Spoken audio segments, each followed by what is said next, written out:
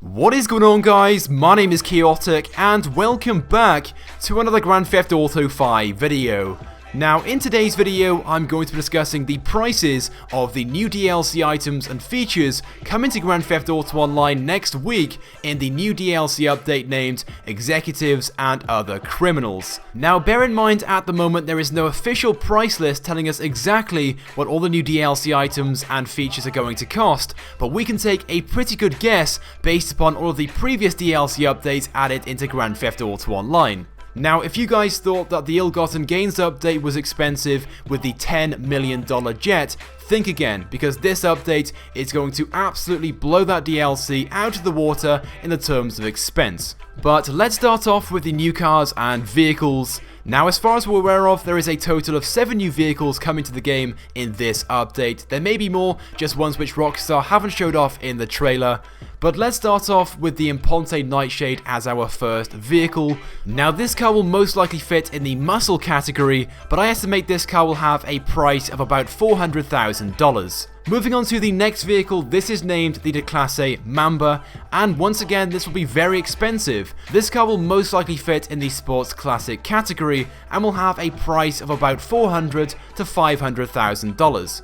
The car up next is named the Bravado via Lola. I believe via Lola means the loser in German, and this will most likely be a sports car, and with that being the case, and as good looking as this car is, it will most likely have a price tag of about $750,000. Now, as for the Benefactor Limo with the turret on the roof, we know for a fact this will not be storable in your garage and will be obtainable from Pegasus. But after seeing the introduction of the Karin Technical, which is simply just the Karin Rebel with a turret on the back of it, having a price tag of almost $1 million, we know that this vehicle will also be very expensive, with a price tag ranging around the $800,000 to $950,000 mark. Now, moving on to a car which many of you may have not noticed when watching the DLC trailer, but I did in fact point out in my previous video, is a 4-door version of the Ennis Cognoscenti. Now, the 2-door version of the Ennis Cognoscenti is currently available in the game and costs about $200,000 or so, but this of course being a DLC will make this 4-door version more expensive, and I'm guessing a price of about $400,000 or so. And by the looks of things, there is also going to be a new variant of the Galavanta Baller. This also featured in the DLC trailer, but I'm not really too sure what the differences actually are between this one and the one already available in the game. But again, with this being a DLC, it will be more expensive than its standard price, and I'm guessing this car will cost about $100,000. But as for the new helicopter named the Buckingham Super Voleto Carbon, we know this will be very expensive, maybe with a price as high as $4 to $5 million. But of course, the item which I know you guys are looking forward to most in this update, this being the Super Yacht, which we know already will be super expensive. Bearing in mind, the Super Yacht will be customizable and upgradable. It may possibly also count as a property, just as an apartment would. You can also store a helicopter on the landing pad, as well as a boat at the back, and the Super Yacht will also have a missile defense system. So the price which I'm going to estimate for the Super Yacht is going to be $25 million. Now, another very exciting feature coming to Grand Theft Auto Online in the Executives and Other Criminals update is of course the introduction of houses and mansions in the Vinewood Hills.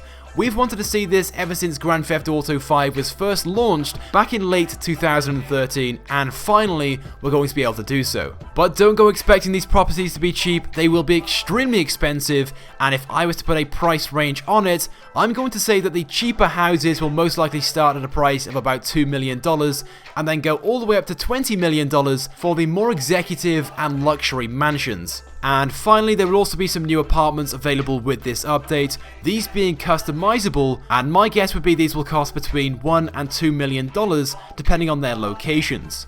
Now, with that being said, to purchase all the new items, features and content available with this update, you'll most likely need at least $50 million, if not more. So this update is definitely going to be a very expensive DLC. In fact, it is the most expensive DLC on record, but it is going to be an awesome DLC nevertheless.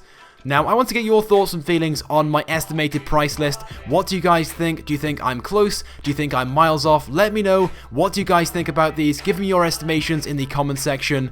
It would also be greatly appreciated if you guys could also take a few seconds out of your day to click the like button, as it helps me out a lot and it's also greatly appreciated. And if you have not subscribed to my YouTube channel, ready to recommend that you do, because I upload all the latest and the greatest Grand Theft Auto 5 content. So once again, thank you guys for watching, and I will see you guys next time.